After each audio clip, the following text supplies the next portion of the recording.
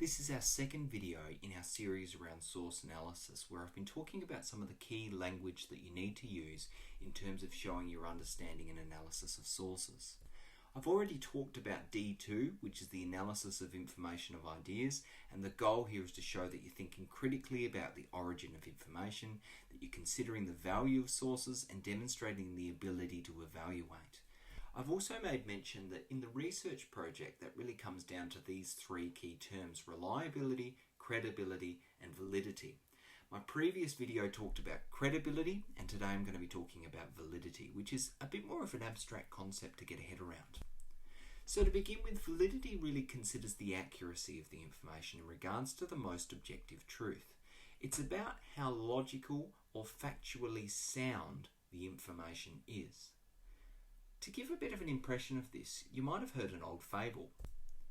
There was this classic one about, a group of blind people or blindfolded people essentially inspecting an elephant from all different angles, and so they all come to different conclusions as to what it actually is. And you can kind of see that illustrated in this image here. One person on the side there thinks it's a wall, someone else has got the tail and they think it's a rope. So it goes to show perspective is a really interesting thing when it comes to information. The additional fascinating kind of element of this is the idea that, of course, the best understanding of what an elephant truly is a combination of all of these people's interpretations of each part. So if we put all of these things together to find out actually it's a rope and a wall and a tree and a snake, or better yet, if we were able to take off the blindfold and take a step back and see the whole picture, we would have the most accurate understanding of the truth. And that's what validity is all about. It's basically the question as to how much of the whole thing can you see, or are you only looking at part of it? So with that in mind, there's a couple of key things that we think about with validity, and I'm going to take you through a little bit differently to the previous video. I'm going to do a lot of this through analogies and examples in the hope that this will give you a bit of an understanding about how to move forward. So first and foremost, a simple analogy in this case is, let's imagine I've got 25 people and I'm asking a question here about, do you prefer green or green or purple? I'm looking in this case to determine what's the most accurate understanding of this information, of these 25 people. What's the most accurate representation I could have to help me answer that question? Well, you'll notice on the side I've got a little validity meter. At the moment it's generally pretty low, but let's look at a couple of approaches. So the first thing I do is I pick one person and I ask them and they tell me purple. So I could take from that that information suggests to me that in this group of 25 people, purple is the most popular colour. Okay, so that's me taking one perspective and making a big statement based on it. So how valid is that statement in regards to the objective truth? We would say it's not particularly valid. It's got a low level of validity. So when we recognise that the information we've got is only a partial representative of bigger perspectives out there, that's a validity sort of question. And particularly when there's a really clear limitation because only one person has been asked, we'd say that that's a really low level of validity. Let's take it a little bit further though. So I decide, all right, well, one person isn't going to give me an accurate take, so I'm going to ask a few more people. I tend to like, my preference is just, everything on the left side. You drive on the left, it just feels more natural. So for me, I'm just going to pick everyone on the left side of the square. And I get these results. So 4 purple, 1 green. Well, interestingly enough, I'd suggested before that this group prefers purple over green. And now that I've asked extra people, it seems that that is the truth. So can I conclude now that that is the objective truth? Well, as I'm sure you can imagine, no, I can't. But it is more valid than what I had before. Before I only had one person's point of view, whereas now I have acknowledged other people's point of view. So I can say that it's, it takes into account more perspectives, so therefore it's more valid. But there's limitations to this as well. You might have heard my little rant about preferring the left side. That's not actually true, but I guess in this case what I was trying to say is that I had a preference in who I was going to ask. So of course, if I'm in a classroom and I only ask my best friends what they think, that's not going to be as valid as if it's a random selection of people, So I'm, in this case, getting my 5 people out of 25 is really a 20% representation, which, I guess in terms of a population isn't necessarily an inaccurate kind of number to go by. But because I hand-picked which people, the validity of the process has gone down. So here's the same thing again, but this time randomly selected people. Let's say I pulled their name randomly out of a hat using some kind of impartial system. So the validity in this case has gone up. But interestingly enough, the answers also changed. Same number of people, different answer. Before I had 4 purple, 1 green. Now I've got 2 purple and 3 green. So what does that suggest about the validity of information that I'm actually seeking? I'm looking to get the most accurate account of what the objective truth is. And I guess what that's kind of shown me is that if I'd used my previous information, it wouldn't be necessarily a valid take on the group in the same way that this isn't necessarily a valid take on the group. The validity is higher in this case because I haven't hand-picked my participants, but the accuracy could be, for as far as we know, just as inaccurate as the previous point. So what do I do? How do I get the most accurate representation? Well, you've probably guessed this much, but obviously, ideally, the most valid information in this case would be if I interviewed everybody and they all gave me their answer. You can see here 12 purple, 13 green. Also, green was the surprising winner, it was the dark horse there. But you can see that I couldn't necessarily say with certainty what the answer of that question was until I increased the validity. Now, as I mentioned, this is a really simple analogy, but hopefully it gives you a bit of an impression about any research that you are doing. If it doesn't represent all of the possible perspectives, then it's got a lower validity. Now, when we talk about validity, we're always talking about a continuum, so it's never precise. You can't be expected to go around and ask every single person on the planet. What you need to do, however, is think about what you can do to actually improve the validity of information within reason. And within reason, or this idea of kind of reason, is a really important element to research. Let me give you another analogy just to see if I can cement this in. Okay, there's a dead body. Oh, this got a bit morbid, hasn't it? But let's say there's a dead body. This kind of stuff happens all the time, unfortunately. But the legal system that we have works on a case of witnesses. It's very rare that it happens in front of a particular police officer, so they have to go around and ask people what happened. So let's say we've got 2 versions of the truth. We go across and we interview 4 people. 3 people say that, he died in a certain way. 1 person says something otherwise. Ooh, can we make a decision based on this? Well, our legal system is largely built on this. We run this concept of innocent until proven guilty. So what do we do though? Like here, essentially 25% of our sources suggest one alternative to what 75% go. So do you say, oh well, 3 out of 4 ain't that bad, let's lock this person away or accuse someone of murder or whatever this bizarre story kind of unpacks? Or where would we go from there? Think of yourself in a similar situation. Let's say that you're researching something and you look at 2 or 3 sources and one says one thing and 2 say the other. Is that good enough to suggest that your information is valid? That's a tricky one. Well, what would you do in this case? What would you do as the legal system? Well, generally, our system is built on this concept of building sufficient evidence. So they'd actually have to be required to go out and substantiate. Now, let's say this is the outcome, so they go out and they interview more people, and you'll notice that the odds have really tipped here, haven't they? Those people who had the other account are still very much there. You can't remove them. You can't kind of say, oh, well, what you say is no longer valid. It's still there. It still exists. It's still part of the bigger story. However, it has lower validity than the dots on the other side. So ultimately, sometimes we are in an imprecise system where decisions need to be made on the most valid information available to us at the time. And this just goes to show you're not always looking for 100% validity, but if you're unsure, if you don't think you've got reasonable grounds to make a basis of judgment, then you need to increase the validity. And the only way to do that is to increase the amount of information or sources of information to confirm what you suspect.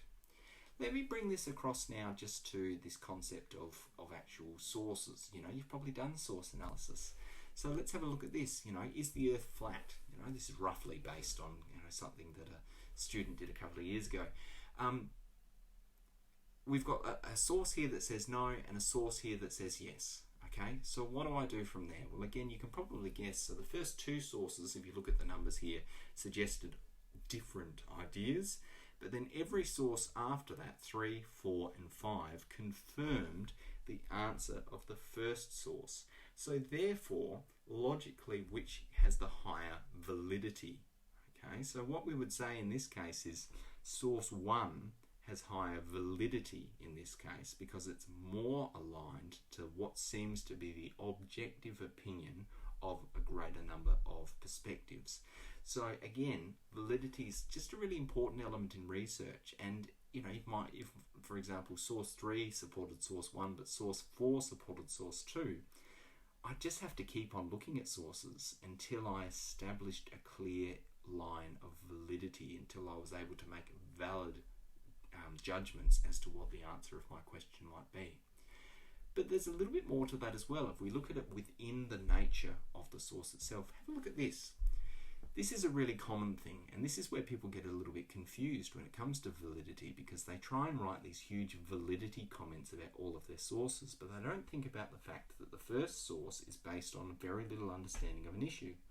So when we look at our first source in this case, well, there's no support because we haven't read anything else, so we wouldn't be able to say much about the validity of this source. We might say, for example, well, I don't know, it could be real, it could not be real, I've got no idea, I've got no suggestion to say that it's true or otherwise. When we go to our second source, however, the validity of that source is higher if it supports a source that we've already read beforehand. Okay, so just think a little bit of that. Validity, your validity assessment of each source is relative to the other sources that you have already looked at. So it's likely that your latest sources, or the late sources you do at the end of your project, are going to have a higher validity rating for you as the researcher than your first ones. Now that doesn't necessarily mean that source 4 is better than source 1. If you'd read them in a different order, then you might have come to the same conclusion.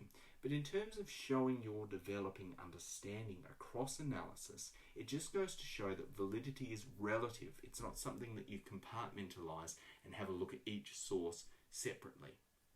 That being said, there are elements of what you can do in that regard as well. So let's say I go to source 1, and it's got a bibliography to it. So I can see here there's 9 sources within this bibliography. So looking at each of these sources actually confirms what has been said in source 1. So when we see things like this as researchers, this is why your teachers kind of harp on so much about, I guess, the importance of bibliographies and all of that stuff, because it actually raises the validity of the quality of the source.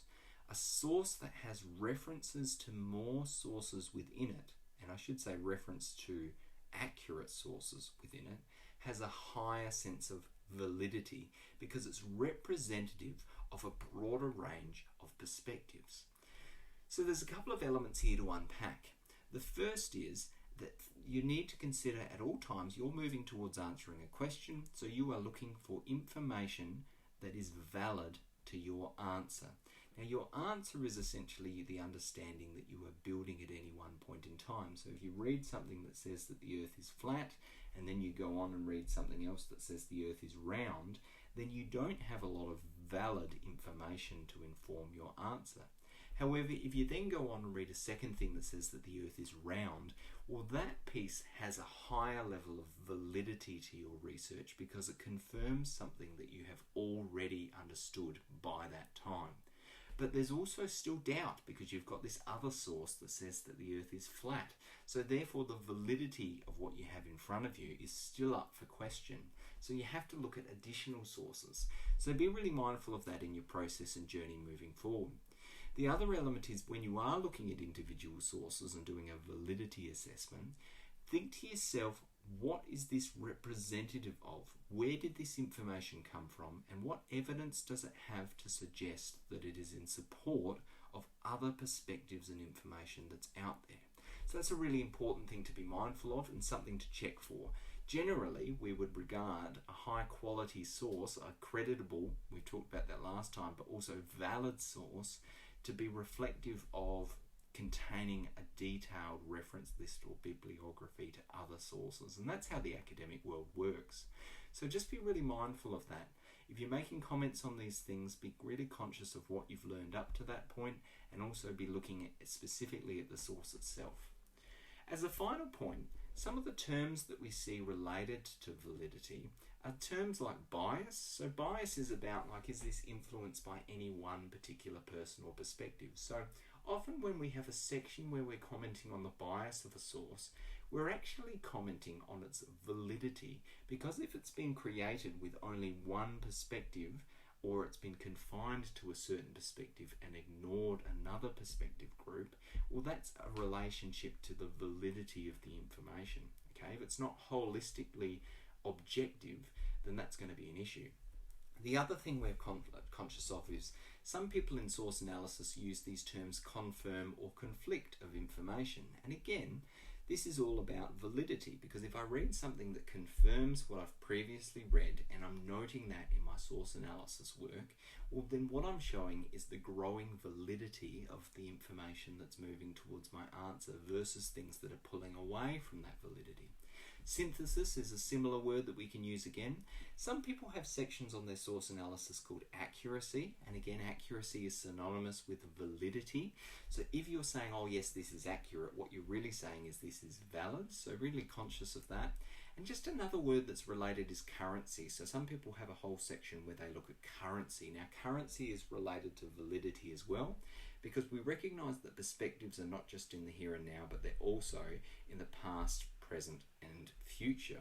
So if I'm reading something from 50 years ago, that says that the earth is flat, for example, I have to consider the validity of that information in comparison to modern perspectives. So even if I had 30 perspectives 50 years ago or in the Dark Ages that said the earth is flat, the validity of that information can be compromised by its currency in that case. Okay, so because it's representative of a perspective from a time long past, that doesn't necessarily mean it's taking into account the modern perspective, which means it can't be entirely valid. Just the other last point to be really mindful of is obviously some things are going to lend themselves better to validity than others. And that turns on a level of certainty or absoluteness to what you're actually looking for. So for example, if I'm asking someone something subjective and opinionated, like what's your favorite color, the validity of that is never going to be 100%, because everyone's going to have a different perspective on that. And yes, I can consider a majority of perspectives, and that might increase the validity of that opinion, but it's not an accurate accurate measure, because it's not a certain question. If I use something else, however, like, something that's maybe a bit more matter of fact or something like that, for example, what color is the sky? Now, I know some people might be colorblind, so that's kind of not the best example, but if I'm using something really factual, like what's 2 plus 2 equals 4, like, is that true? Whenever I'm working with that, and that's why often people who work with data and statistics and things like that, it can be a really preferable field, because it generally has a higher validity when the information itself has greater objectivity, because you're more likely to find more people that support it than people who have different opinions against it. So the more universally regarded the piece of information may be, because the less variables in terms of how people can respond to it, the higher the validity. Hopefully this has just given you some thinking that you can take into your source analysis and really help you to build on some quality reflections that you can build into your work to demonstrate your D2 assessment.